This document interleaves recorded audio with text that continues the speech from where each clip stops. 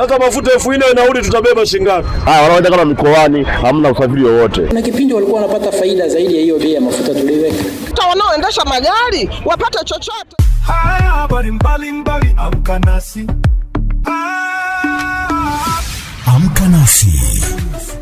Madereva daladala mkoani Mbeya wameamua kusitisha utoaji wa huduma ya usafiri huku wakishinikiza kuruhusiwa kupandisha nauli ama serikali kutangaza ongezeko la nauli kufuatia ongezeko la bei za mafuta. Tupate simulizi zaidi kutoka kwa mwanahabari wetu Epimakus Apolinali. Madereva wamesema kuwa wameamua kusitisha utoaji wa huduma za usafiri kutokana na kuendesha shughuli za usafirishaji kwa hasara kwa sababu ya kupanda kwa bei za mafuta, na kwamba watarejesha vyombo vya usafiri barabarani iwapo serikali itatangaza nauli mpya. Mafuta yamekuwa bei, mafuta 3,952.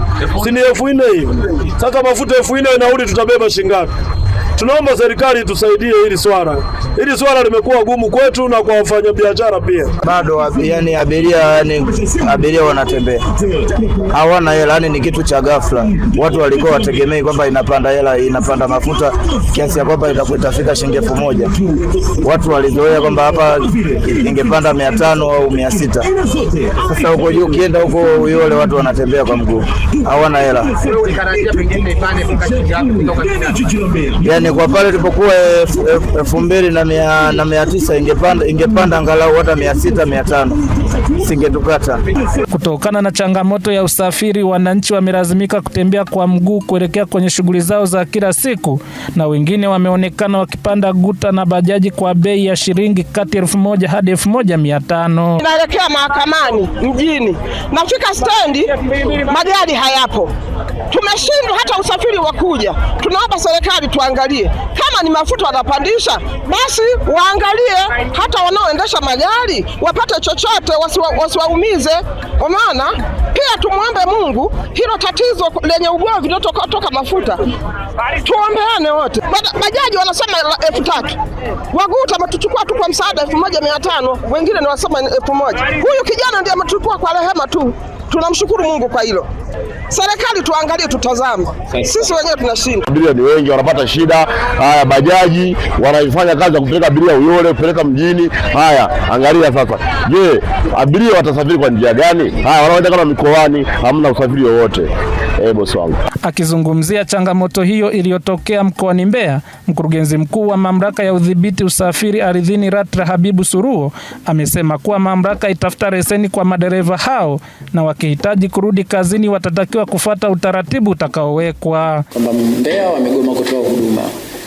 Lakini kingine labda muhimu ni kwamba sisi hatudhibiti nauli za bajaji. Unaona kulikuwa na maswali kwamba na bajaji wameongeza, zile ni gari za kukodi. Ukikodi gari unalipia kwa nauli ya bajaji au pikipiki, bodaboda.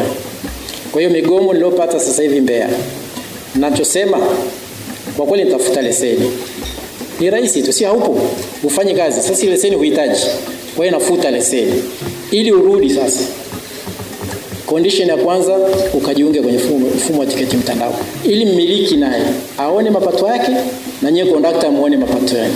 Na hiyo ndio itakuwa trend sasa. Daladala nazo lazima zitaingia kwenye mfumo wa tiketi za elektroniki. Kwa sababu mfumo wa sasa hivi ndio unaotusumbua. Wanaogoma ni dereva na conductor. Mmiliki yeye kakaa na ngoja hesabu. Ni mfumo ambao sio mzuri. Inawezekana conductor na dereva wanapata zaidi ya wewe. Na walikuwa wanafuata hiyo advantage. Sisi tunaweka bei ambayo itatulia kwa muda.